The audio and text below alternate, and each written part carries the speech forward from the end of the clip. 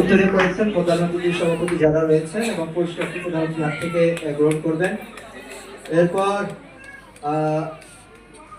অধ্যাপিকা শামিমা ইয়াসমিন মিথিলা, প্রতিষ্ঠাতা shelter global school and college, শিক্ষা বিস্তারে ও সমাজ সেবা বিশেষ অবদানের জন্য পুরস্কৃত হচ্ছে।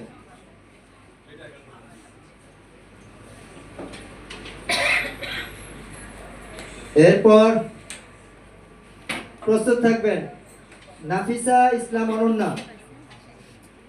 আমরা দেখতে পাচ্ছি শামিমা ইয়াসমিন মিথিলা এই পর্যায়ে শিক্ষা বিস্তার সমাজ সেবা বিশেষ অবদানের জন্য উইমেন পাওয়ার লিডারশিপ অ্যাওয়ার্ড 25 গ্রহণ করছেন। এরপর প্রস্তুত থাকবেন